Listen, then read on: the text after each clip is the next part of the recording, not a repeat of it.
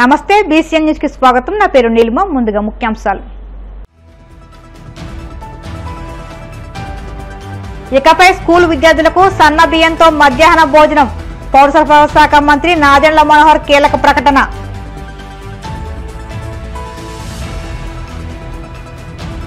పదో తరగతి paper valuation లో కూటమి ప్రభుత్వం ఘోరంగా విఫలమైందన్న వైసీపీ నేత శివశంకర్ రెడ్డి. కనీస జాగ్రత్తలు పాటించకుండా విద్యార్థుల భవిష్యత్తుతో చెలగాటమాడాలని ఆగ్రహం.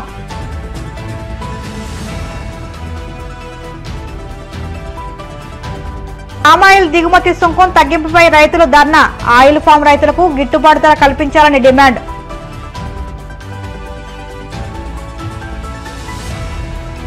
తిరుమల శ్రీవారిని దర్శించుకున్న ప్రముఖ సినీ నటుడు సోను సూద్. ఆలయ మర్యాదలతో స్వాగతం పలికిన అధికారులు.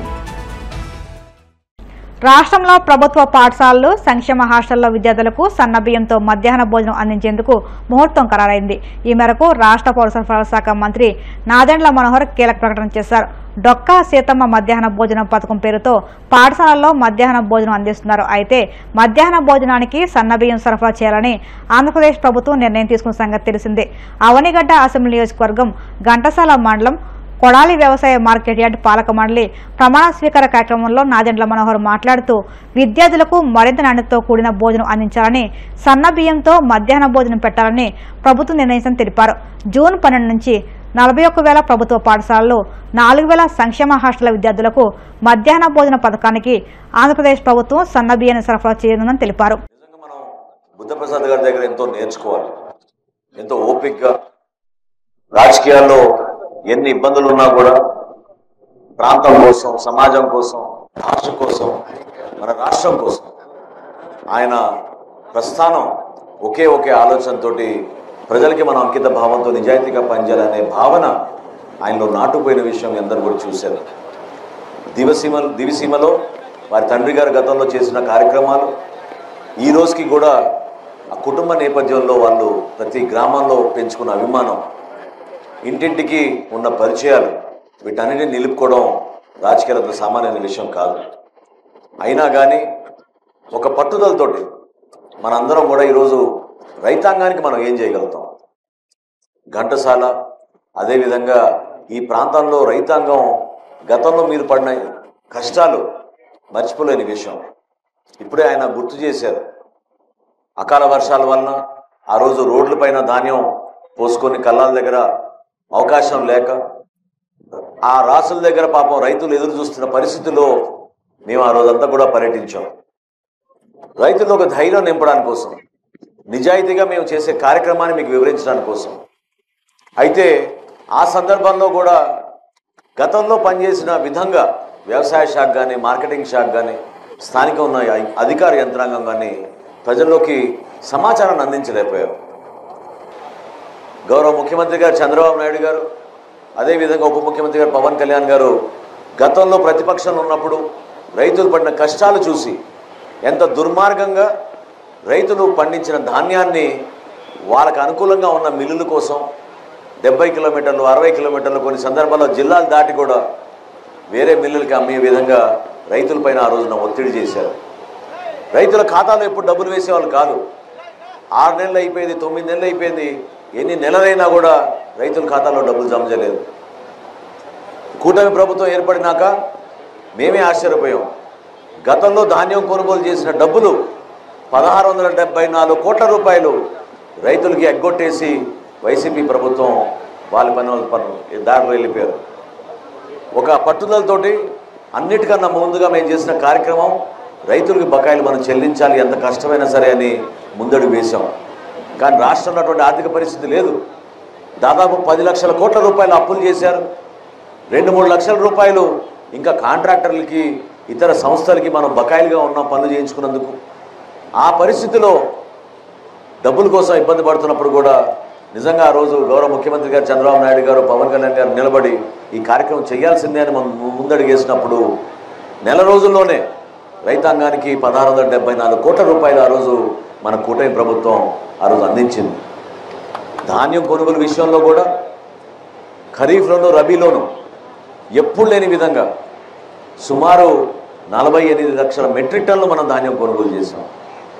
48 లక్షల మెట్రిక్ టన్నులకి 12,400 కోట్ల రూపాయలు రైతుల ఖాతాల్లోకి 24 గంటల్లోనే మనం డబ్బులు వేసాం. కృష్ణా జిల్లాలో గతంలో ఎవరు కూడా మరి ప్రైవేట్ వర్తకులకి బ్రోకర్లకి దళాలకు అమ్మేసేవాళ్ళు, రైస్ మిల్లు కూడా వాళ్ళ వ్యాపారాలు చేసుకునేవాళ్ళు. ఇప్పుడు ఘంటసాలలో కూడా ఈ ప్రాంతంలో ఈ మార్కెట్ యార్డ్కి 3 రైస్ మిల్లు ఉన్నారని చెప్పారు. ఎవరిని కూడా ఇబ్బంది పెట్టలేదు. రైస్ మిల్లులు కూడా గతంలో 470 కోట్ల రూపాయల బకాయిలు పెట్టిపోయిన వైసీపీ ప్రభుత్వానికి మనం ఆ అండగా ఉండడానికి రైస్ మిల్లులు కూడా మనం దాదాపు 360 కోట్ల రూపాయల బకాయిలు తీర్చి వాళ్ళని కూడా మనం ఈ ధాన్యం కొనుగోలులో ఆ ప్రక్రియలో మీరు కూడా భాగస్వాములని చెప్పి వాళ్ళని ముందు తీసుకొచ్చాం. 10వ తరగతి పేపర్ వాల్యుయేషన్లో కూటమి ప్రభుత్వం ఘోరంగా విఫలమైందని వైసీపీ రాష్ట్ర అధికార ప్రతినిధి పుత్తా శివశంకర్ రెడ్డి ఆగ్రహం వ్యక్తం చేశారు. తాడేపల్లి వైసీపీ కేంద్ర కార్యాలయంలో ఆయన మీడియాతో మాట్లాడుతూ మంత్రి నారా లోకేష్ అసమర్థత కారణంగా రాష్ట్రంలో విద్యాశాఖ నిర్వీర్యమైందని మండిపడ్డారు. విద్యార్థులకు కీలకమైన 10వ తరగతి పరీక్షల్లో మూల్యాంకనంలో చోటు చేసుకున్న దారుణాలకు మంత్రి లోకేష్ బాధ్యత వహించి పదవికి రాజీనామా చేయాలని డిమాండ్ చేశారు. 10వ తరగతి జవాబు పత్రాల రీవెరిఫికేషన్ పూర్తయ్యే వరకు IIIT ప్రవేశాలను నిలుపుదల చేసి ప్రతిభ గల విద్యార్థులకు న్యాయం చేయాలని కోరారు. మైనస్ పురోభివృద్ధి సాధించడం జరిగింది. అంటే 5.55% గతేడాది రిజల్ట్స్ కంటే ఈ ఏడాది రిజల్ట్స్ మైనస్ లో వచ్చాయి. 2024 అకాడమిక్ ఇయర్ లో 100% పాస్ సాధించినటువంటి కళాశాలలు ఎన్నంటే 2,800 స్కూల్స్. ఈ సంవత్సరము 1,680 స్కూల్స్ మాత్రమే 100% ఉత్తీర్ణత సాధించాయి. సో ఇవన్నీ పక్కన పెడితే దాదాపు ఫెయిల్ అయినటువంటి విద్యార్థులందరిలో కూడాను విద్యార్థుల్లో ఒక ఆందోళన మొదలైంది. చాలా బాగా రాశాము, మిగతా కొన్ని సబ్జెక్ట్స్ అయితే 90కి పైగా వచ్చాయి. 6 సబ్జెక్టులు ఉంటే 5 సబ్జెక్టులు 90 పైగా వచ్చాయి. కానీ ఒక్కొక్క సబ్జెక్టులో 20 మార్కులు, 15 మార్కులు, 5 మార్కులు దీంతో రావడంతో అందరూ కూడాను ఆందోళన చెంది రీవెరిఫికేషన్, రీకౌంటింగ్ అనే దానికి కొంతమంది నాలెడ్జ్ ఉన్నవాళ్ళు, ఆ స్తోమత ఉన్నవాళ్ళు, అవగాహన ఉన్నవాళ్ళు, వాళ్ళ తల్లిదండ్రులు ఈ రీవెరిఫికేషన్కి రీకౌంటింగ్కి అప్లై చేశారు.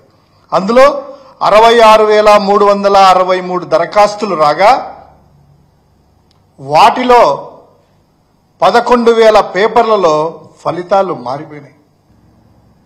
సరే, వారం రోజులు తీసుకున్నారు. ఈ యొక్క టీచర్స్ని కానీ ఆ యొక్క సంఖ్యను కానీ ఏమైనా పెంచారా? ఎక్కువ సెంటర్లు తీసుకొని ఎక్కువ మంది టీచర్లని ఎంగేజ్ చేశారా వెరిఫికేషన్ కోసం? అంటే అలా కాదు. గతంలో ఎంతమందో అదే సిస్టమ్ని ఇప్పుడు పెట్టి గతంలో దగ్గర 3 వారాల పాటు తీసుకునేటువంటి ఆ యొక్క వెరిఫికేషన్ కోసము కేవలము అదేదో పరుగు పందెమో, గోల్డ్ మెడలిస్టో లేదా ఒలింపిక్ అన్నప్పుడు సాధించాడు రా అని చెప్పి వాళ్ళ ఎలివేషన్ కోసము, వారి బిల్డప్ కోసము 10వ తరగతి విద్యార్థుల యొక్క భవిష్యత్తును నాశనం చేసి అంధకారంలో పెట్టారు.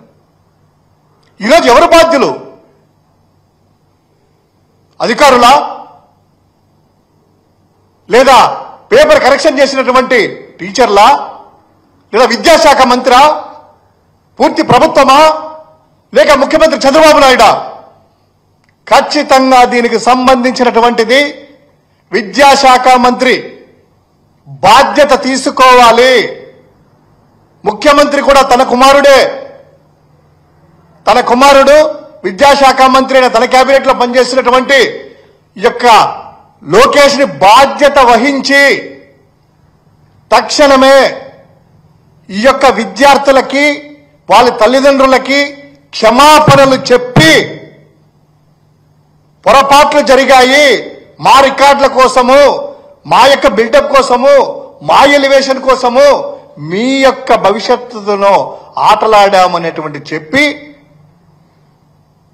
తక్షణమే బాధ్యత వహించాలి. ఎందుకు ఇదంతా జరిగింది?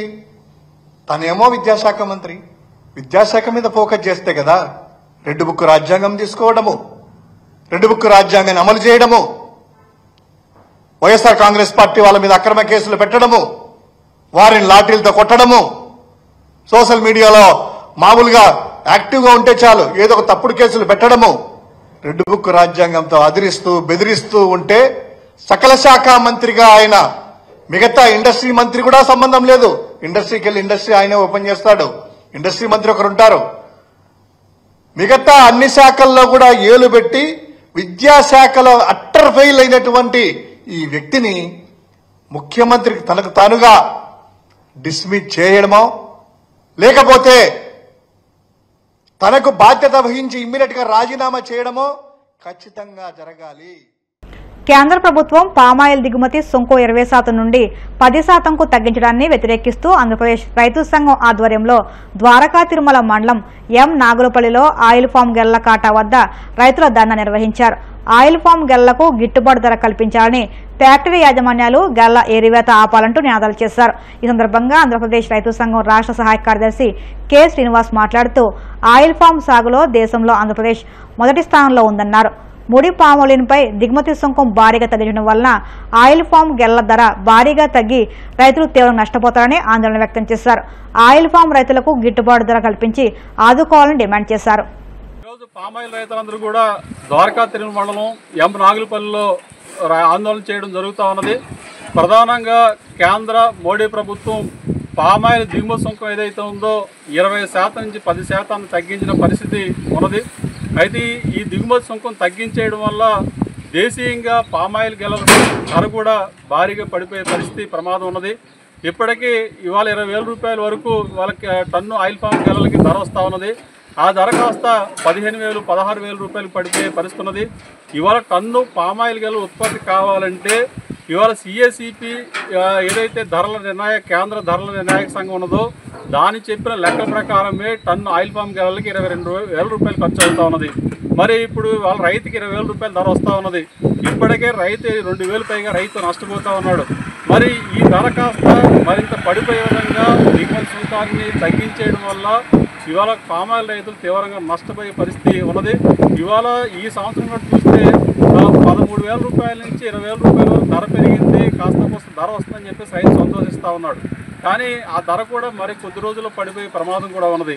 అయితే ఒకవైపు ఏమో పామాయిల్ చెట్లు పెరిగిపోవడం, దిగుబడులు తగ్గిపోవడం, మరి వస్తున్న ఆదాయానికి దిగుబడికి సంబంధం లేకపోవడం, ఉత్పత్తి ఖర్చులు పెరిగిపోవడం వల్ల పామాయిల్ రైతులు చాలా ఇబ్బంది పడుతున్న పరిస్థితి కనబడతా ఉంది. మరి ఇట్లాంటి పరిస్థితుల్లో దిగుమతి సుంకాన్ని కాస్త పెంచి పామాయిల్ గెలలకి ఇంకా ధర పెరగాల్సిన నేపథ్యంలో ఇవాళ దిగుమతి సుంకాన్ని తగ్గించేయడం వల్ల పామాయిల్ రైతు తీవ్రంగా నష్టపోయి ఇబ్బందులు పడే పరిస్థితి ఉన్నది. ఇవాళ గతంలో పెరిగిన రేటుకి అనుగుణంగా చూస్తే కౌలు రేట్లు కూడా పెరిగినాయి. మరి పామాయిల్ తోటలు కౌలు తీసుకున్న రైతులు కూడా నష్టాలు బాట పెట్టే పరిస్థితి కనబడతా ఉంది. మరి ఇట్లాంటి పరిస్థితుల్లో గతంలో 49% వరకు దిగుమతి సుంకాన్ని విధించారు. మరి అట్లాంటిది 20%కి తగ్గించారు. మళ్ళీ ఆ 20%ని మళ్ళీ 10%కి తగ్గించే పరిస్థితి కనబడతా ఉంది. దీనివల్ల పామాయిల్ రైతులు తీవ్రంగా నష్టపోవడం వల్ల ఇవాళ ఏదైతే ఏ చేతులతో అయితే పామాయిల్ తోటలు వేసారో మళ్ళీ పామాయిల్ విస్తీర్ణం కూడా ఈ కాలంలో పెరుగుతూ ఉన్నది. మరి రేటు పెరుగుతుంది కాబట్టి విస్తీర్ణం కూడా పెరుగుతున్న నేపథ్యంలో పామాయిల్ పంట మేము ప్రోత్సహిస్తాము, పామాయిల్ రైతులను ఆదుకుంటామని చెప్పేసి చెప్తున్న ప్రభుత్వాలు ఇవాళ పామాయిల్ గెలల ధర తగ్గించేస్తే మళ్ళీ రైతు నష్టపోతాడు, మళ్ళీ సంక్షోభంలో కూరుకుపోతాడు, అప్పుల పాలవుతాడు. మరి ఇట్లాంటి పరిస్థితుల్లో పామాయిల్ రైతులను ఆదుకునే విధంగా దిగుమతి సుంకాన్ని పెంచి ఇవాళ పామాయిల్ రైతులను ఆదుకోవాలి. లేని పక్షంలో పామాయిల్ రైతులను సమీకరించి మేము రైతు సంఘాలుగా ఆందోళన చేపడతామని చెప్పేసి సందర్భంగా మేము తెలియజేస్తా ఉన్నాం. ఇప్పుడు కాసేపు ప్రకటనలు.